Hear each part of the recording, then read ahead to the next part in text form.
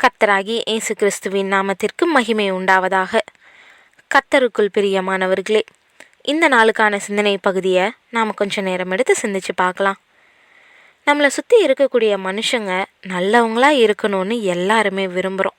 நம்மளுடைய நண்பராக இல்லை உடன் பணி செய்யக்கூடிய நபராக இருக்கக்கூடிய ஒருத்தர் தாழ்மை, அன்பு, விட்டு கொடுக்கக்கூடிய மனப்பான்மை, பொறுமை, கனிவு, உதவி செய்யக்கூடிய மனப்பான்மை கொண்டவராக இருக்கணும்னு நாம் எதிர்பார்க்குறோம்.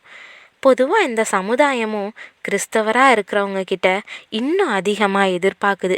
காரணம், கிறிஸ்து இயேசுவை நம்புகிறவங்க கிறிஸ்துவை போல நடப்பாங்கன்ற சாட்சியை தங்களுடைய நடத்த மூலயமா ஒரு சிலர் ஏற்படுத்தி வச்சது தான்.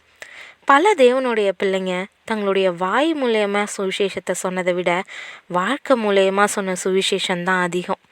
அப்படி வாழ்ந்து காட்டிய பரிசுத்தவான்களுடைய விளைச்சலை தான் நாம் இன்னைக்கு அனுபவிக்கிறோம்.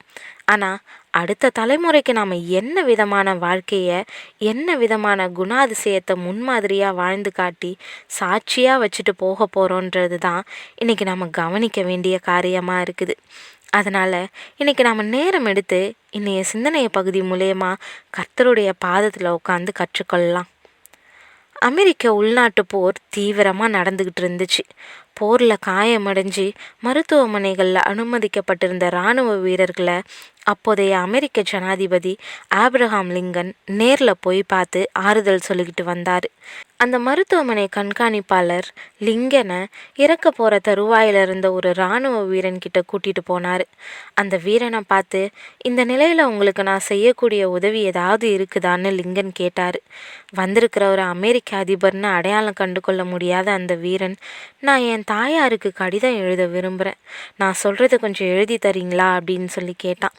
உடனே அந்த வீரனுடைய பக்கத்தில் உட்காந்து பொறுமையாக அவன் சொன்னதெல்லாம் கடிதத்தில் எழுதி முடித்தார் லிங்கன். கடிதத்துடைய முடிவில், உங்கள் மகனுக்காக அவர் சொல்லியபடி நான் எழுதின கடிதம்னு ஒரு வரியை கடைசியில் சேர்த்து தன்னுடைய கையெழுத்தை போட்டு அவன்கிட்ட கொடுத்தாரு. கடிதத்தை படித்து பார்த்த அந்த வீரன் திகைச்சு போய், உண்மையிலேயே நீங்கள் அதிபரான்னு சொல்லி கேட்க, ஆமான்னு சொல்லி லிங்கன் சொன்னார். வேறு ஏதாவது நான் உங்களுக்கு செய்யணுமா அப்படின்ட்டு ரொம்ப பணிவோட லிங்கன் கேட்க, அந்த வீரன், என்னுடைய கையை உங்கள் கைகளில் கொஞ்ச நேரம் பிடிச்சிட்டு இருக்க முடியுமான்னு சொல்லி கேட்டான். பலவீனமான அந்த வீரனுடைய கையை மெதுவாக தூக்கி தன்னுடைய கைகளில் வச்சுக்கிட்டாரு லிங்கன். மூடிய கண்களுக்கு வெளியே கண்ணீர் துளியோட அந்த இராணுவ வீரன் அந்த நிலையிலேயே மன அமைதியோட உயிர் துறந்தான். மெதுவாக அந்த வீரனுடைய கையை தன்னுடைய கையிலிருந்து விடுவிச்ச லிங்கன் எழுந்து நின்று தலையை தாழ்த்தி தன்னுடைய மரியாதையை அந்த வீரனுக்கு செலுத்திட்டு புறப்பட்டார். ஆம் பிரியமானவர்களே, தன்னுடைய அதிகாரத்தில், அதுவும் நாட்டுடைய உயரிய பணியில் இருக்கக்கூடிய ஒருத்தர் தன்னுடைய அரசாங்கத்தில் இருக்கக்கூடிய ஒரு கடைநிலை ஊழியன்கிட்ட இப்படிப்பட்ட தாழ்மையை காட்ட முடியும்னா அது எவ்வளவு சிறப்பானது. ஒருத்தருடைய நிஜமான தாழ்மை அவரை விட வயது குறைந்த, தகுதி தாழ்ந்த, அதிகாரமில்லாத ஒருத்தர்கிட்ட நடந்து கொள்றதுல தான் இருக்குது. நம்மளுடைய குணம் எப்படிப்பட்டதாக இருக்குதுன்றத நாம் இன்னைக்கு நிதானித்து பார்க்கணும். தாழ்மையின் உருவமாகிய நம்மளுடைய ஆண்டவராகிய இயேசுவை கவனித்து பார்ப்போம்.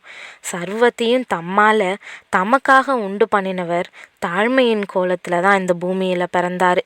அவர் நித்தியமும் அழிவில்லாமையும் அத்தரிசனமும் உள்ள ராஜா. ஆனால் தன்னுடைய மகிமையை நமக்காக விட்டு மண்ணில் சாதாரண மனுஷனை விட எளிமையாக பிறந்ததை நம்ம கவனிக்கணும். அவர் கட்டளையிட எல்லாம் ஆகும். ஆனால் நம்மளுடைய பாவங்களுக்கான தண்டனையை ஏற்றுக்கொள்ள ஒரு பாவியின் நிலையில் நிற்கும்படி பாவமறியாத அவர் நமக்காக பாவமானார்.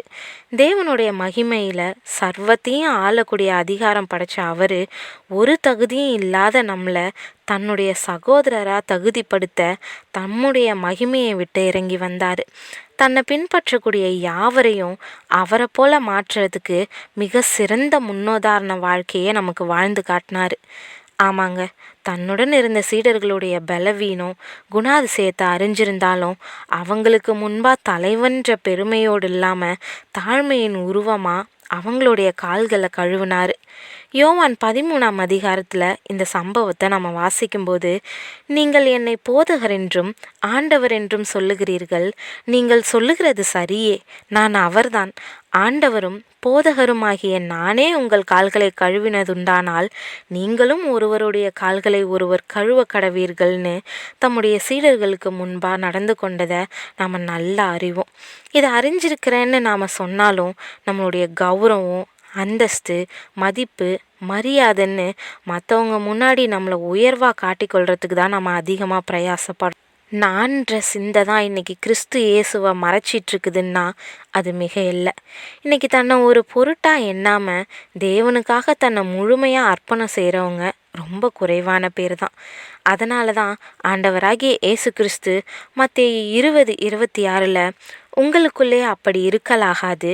உங்களில் எவனாகிலும் பெரியவனாய் இருக்க விரும்பினால் அவன் உங்களுக்கு பணிவிடைக்காரனாய் இருக்க கடவன். உங்களில் எவனாகிலும் முதன்மையானவனாய் இருக்க விரும்பினால் அவன் உங்களுக்கு ஊழியக்காரனாய் இருக்க கடவன்னு சொன்னார். நான்ற எண்ணம் இல்லாத விட்டு கொடுத்து தாழ்மையோட கிறிஸ்துவை காட்டக்கூடிய தேவ பிள்ளைங்க அதிகம் எழும்புனா மட்டுமே தான் அவரை அறியாதவங்க அதிகமாக ரட்சிப்பை காண முடியும். இன்றைக்கி நமக்குள்ள தாழ்மையை வளர்த்துக்கொள்ள தேவன்கிட்ட நம்ம நாடுவோம். ஆண்டவரை அறியாத அநேகரை அவருடைய அன்புக்குள்ளே கொண்டு வர அவர் போல நடப்போம். தேவன் தாமே கிருபையும் தயையும் செய்வாராக. ஆமேன்.